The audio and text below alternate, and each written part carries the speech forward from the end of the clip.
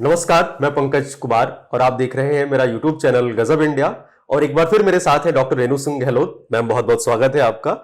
Ma'am Kanpur के कल्याणपुर में गहलोत जो हॉस्पिटल है वहां पर डॉक्टर है, गायनेकोलॉजिस्ट हैं। पहले भी आप इनके वीडियो अलग अलग मुद्दों पर देख चुके हैं। हमारी कोशिश रहती है कि हम महिलाओं से जुड़े हुए उन मुद्दों पर वीडियो बनाएं जिसके बारे में खासतौर से ग्रामीण महिलाएं नहीं जानती हैं, बहुत से लोग नहीं जानते हैं। लोगों की रुचि जो है इन बहुत सारे मसलों में होती है। मैम, एक प्रॉब्लम जो है बहुत सारे लोगों ने कमेंट में भी पूछा है और ये मेरे किसी जानने वाले के जीवन में भी ऐसा हुआ। बच्चा हुआ और कुछ दिनों बाद डेथ हो गई, 4-5 दिनों बाद। और ऐसे मेरे मतलब हाल फिलहाल के दिनों में 2 केसेस आए हैं। और खासतौर से भी चूंकि कोरोना और ओमिक्रॉन की भी बात हो रही है तो कई लोगों को शक होता है कि कहीं उसकी वजह तो नहीं है, कोई और बात तो नहीं है। तो मेरा सिंपल सवाल ये है कि अगर कोई महिला प्रेग्नेंट है, आखिरी के दिनों में, आखिरी जो 7वां 8वां महीना होता है, 9वां महीना होता है, उन महीनों में किन बातों का वो ख्याल रखे ताकि कोई अनहोनी ना हो? बहुत अच्छा सवाल है पंकज। एंड अगेन हम करीब 1.5 साल बाद आफ्टर कोविड फिर से ये वीडियोस बना रहे हैं। आई एम रियली अब थोड़ा रिजुविनेटेड फील कर रहे हैं, है ना। और भी बहुत ही इम्पोर्टेंट सवाल है। ये देखना ज़रूरी है, ज़्यादातर लोग जब आखिरी तक आते हैं, 7वें 8वें महीने तक आते हैं, तो वो काफ़ी रिलैक्स हो जाते हैं। उनको लगता है अब ठीक है, अब तो डिलीवरी का समय आ गया है, डॉक्टर को दिखाने की ज़रूरत नहीं है, जब दर्द होगा तभी सीधे डॉक्टर के पास जाएंगे।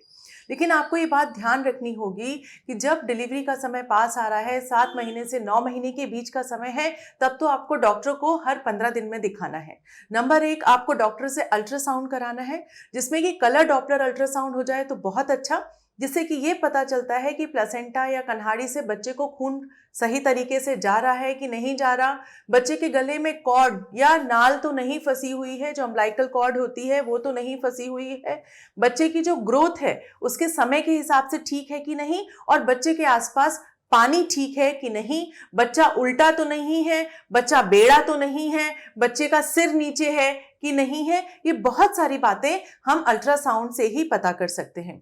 साथ ही साथ पंकज, कुछ इन्वेस्टिगेशंस हैं जो डिलीवरी से पहले सभी महिलाओं के होने बहुत जरूरी हैं।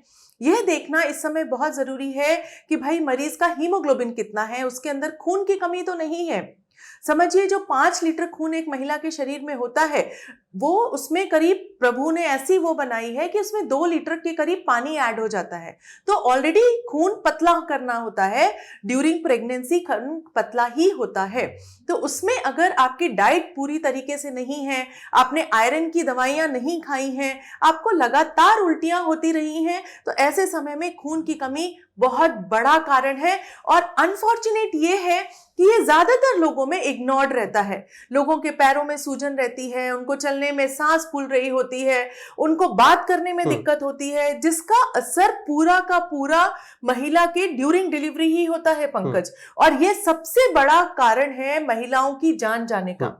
एनीमिया होना, खून की कमी होना, खून 7 से 8 ग्राम से कम होने से खून जमाने वाले तत्व भी कम होते हैं, ड्यूरिंग डिलीवरी भी दिक्कत होती है, बच्चे की ग्रोथ में भी दिक्कत होती है। ये तो हुई एक बात। इसी तरीके से बहुत सारी चीजें हैं, जैसे कि ब्लड शुगर।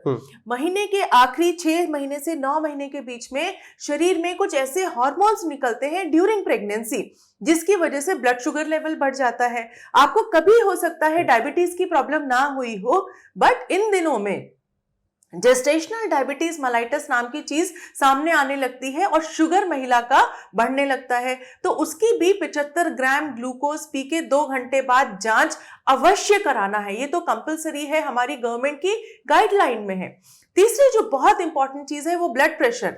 7.5 से 8 महीने के बीच में महिला का ब्लड प्रेशर, अक्सर 10% महिलाओं में ब्लड प्रेशर बहुत अधिक हो जाता है, जिसको हम दवाइयों से कंट्रोल कर सकते हैं। और अगर इनको कंट्रोल नहीं किया गया, यह अनकंट्रोल्ड ब्लड प्रेशर जो किसी को पता नहीं चलता है, जिसकी वजह से पैरों में सूजन आती है, महिला का शरीर सूज जाता है, ऐसी उसमें पंकज ये भी देखा गया है, एक तो बच्चों की ग्रोथ कम होती है, बच्चों तक खाना पानी कम पहुंचता है। दूसरा, महिला के लिए ये है बीमारी जिसको हम लोग प्री एक्लेम्प्टिक टॉक्सीमिया कहते हैं, ये जानलेवा सिद्ध हो सकती है, क्योंकि इस बीमारी में महिला का बीपी अधिक बढ़ने से ब्रेन की कोई नस फट सकती है, उसको झटके आ सकते हैं, पेशेंट कोमा में जा सकता है। प्री एक्लेम्प्टिक टॉक्सीमिया एक्लेम्शिया यानी कि झटके वाली बीमारी में कन्वर्ट हो सकती है। ये बहुत ही इंपॉर्टेंट है, छोटी सी चीज है कि हमें उसका बीपी रेगुलरली हर 15 दिन में ब्लड प्रेशर चेक करना ही है। इसमें पतला मोटा आपको पहले बीपी रहा है नहीं रहा है इससे कोई लेना देना नहीं है, और ये ड्यूरिंग प्रेगनेंसी ही ये बीपी आता है, और 70 से 80% लोगों में बच्चा होने के बाद ये ब्लड प्रेशर ऑटोमेटिकली ठीक हो जाता है। तीसरी एक बहुत इंपॉर्टेंट बीमारी जो स्पेशली आखिरी के हफ्तों में आती है, बीमारी नहीं कहेंगे, ये फिजियोलॉजिकल चेंज है कि लिवर में कुछ ऐसे एंजाइम्स होते हैं जिसको हम लोग कॉलिस्टेसिस ऑफ प्रेगनेंसी कहते हैं। वो जो चीजें पेशाब के रास्ते बाहर निकलनी चाहिए वो निकल नहीं पाती हैं और वो शरीर में जमा हो जाती हैं। जमा होने की वजह से वो महिला को खुजली की बीमारी दे सकती हैं, पीलिया हो सकता है, अगेन महिला के कोमा में जा सकती है, झटके आ सकते हैं, पेशेंट का खून जमाने के तत्व कम हो सकते हैं, लीवर फेलियर में पेशेंट जा सकती है, प्लेटलेट कम हो सकते हैं। ये भी एक जानलेवा बीमारी है जिसको अगर शुरू से ही एक सिंपल कंप्लीट ब्लड काउंट करके पकड़ लिया जाए, सीरम बिलिरुबिन, एसजीओटी, पीटी जो लिवर के एंजाइम्स हैं वो करा के अगर समझ लिया जाता है तो उसको हम पहले ही कंट्रोल में कर सकते हैं। सीरम क्रिएटिनिन जो किडनी का टेस्ट है उसको भी कराना जरूरी है।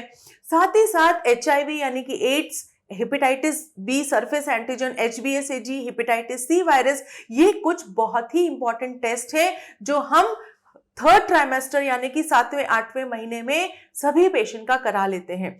साथ ही साथ एक इंपॉर्टेंट टेस्ट जो हम अपने पेशेंट में जरूर कराते हैं वो ECG, इलेक्ट्रोकार्डियोग्राफी। सब कहें मैडम इसका क्या यूज है, तो कम से कम एक ये इंपॉर्टेंट टेस्ट होने से 2 से 3% पेशेंट जिनमें किसी तरीके की हार्ट की कोई समस्या हो जो उभर के 7वें या 8वें महीने में आती है, क्योंकि हार्ट पे इन दिनों में बहुत अधिक असर पड़ता है। तो जो दबी छुपी हार्ट की कंजेनाइटल प्रॉब्लम्स या दबी छुपी हार्ट के वॉल्व की प्रॉब्लम जिसको माइट्रल स्टेनोसिस, माइट्रल रिगर्जिटेशन वगैरह कहते हैं, वो इस समय समझ में आने लगती हैं।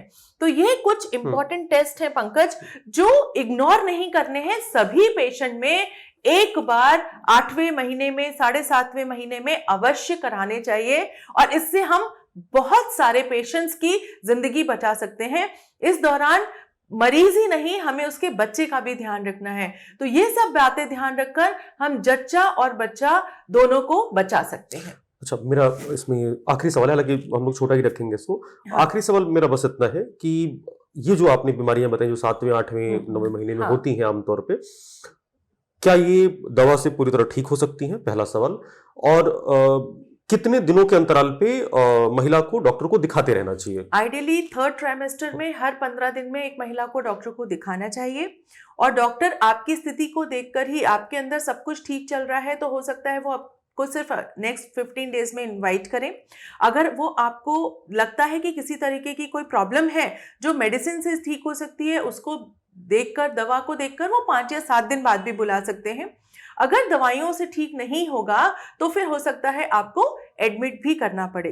तो यह डिपेंड करेगा कि बीमारी क्या है और उसकी सीवियरिटी कितनी है, उसकी गंभीरता कितनी है, जच्चा और बच्चा के ऊपर उसका क्या असर आ चुका है या आ सकता है। तो ये बहुत जरूरी है कि आप किसी कुशल ऑब्स्टेट्रिशियन को आखिरी के 3 महीने में हर 15 दिन में अवश्य दिखाएं। Thank you so much ma'am. हमारी कोशिश है कि मैम के साथ हम अलग अलग मुद्दों पर वीडियो बनाएं महिलाओं से जुड़े हुए। आपके कोई सवाल है तो आप कमेंट बॉक्स में पूछिए। मैम का कॉन्टैक्ट डिटेल्स जो भी है हॉस्पिटल का, गहलोत जो हेल्थ केयर सेंटर है, मैं नीचे जो है आपको मिल जाएगा, कमेंट में भी मिल जाएगा और स्क्रीन के आखिर में भी अभी आपको दिख भी रहा होगा। तो आपका कोई सवाल है तो पूछिए, कोई जरूरत है तो आप मैम के सेंटर पर आप कॉन्टैक्ट कर सकते हैं।